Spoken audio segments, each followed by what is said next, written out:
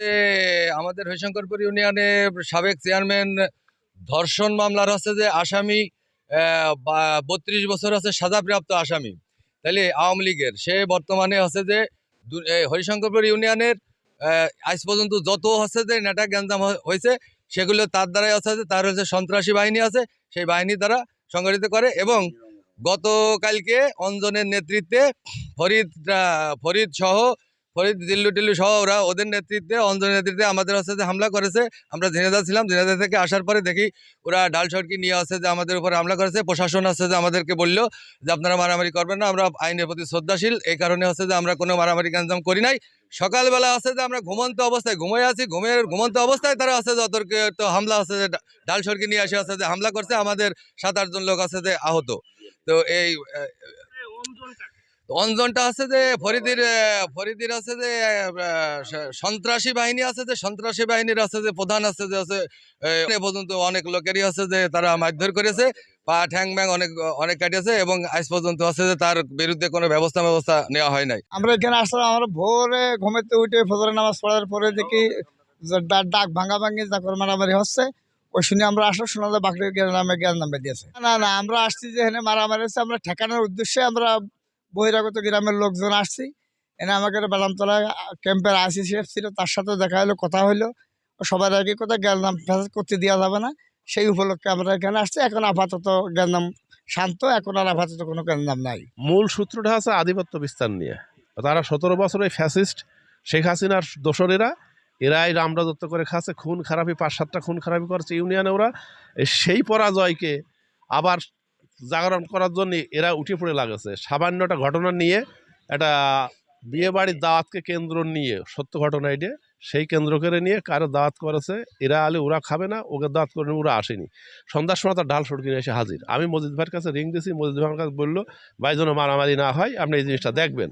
কিন্তু যে শাইন নাম করে ছেলেটা ওই চিটার, এই চিটার ও আর কি এই লোকজনগুলো ডেকে নিয়ে আসে মজিদ ভাইয়ের কথাও ভাইলাট করে আসে ফজরে অঞ্জন টঞ্জন এরা সব ওই রাশেদ জিল্লু খুনকার এরা আসে লোকজন ডেকে নিয়ে আসে এদের বাড়ির পর ঘুমন্ত অবস্থায় এসে মাছ শুরু করছে। তারপর আমাদের লোকজন উঠিয়ে থাক প্রতিহত করার পরে সেটা এখন বর্তমান অবস্থা। প্রশাসন আসছে, এলাকার লোকজন আসছে, পানামি নারায়ণপুরের লোকজন আসছে, বাইরের লোকজন আসছে, আমাদের লোকজন মার খাইছে, 6-7 জন আহত হয়েছে।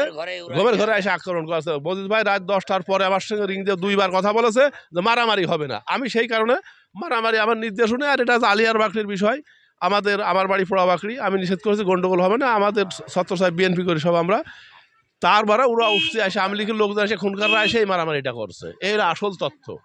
ওর ডানি জাতি গুলো বাইরে বসে থাকে, তাই কি ওর রাগের জ্বালায় ওর দাওয়াত দিই। বিয়ে হয়েছে, যার বিয়ে হয়েছে, শাহিনের কি হয়? শাহিনীর হলো স্বাস্থ্য বোন।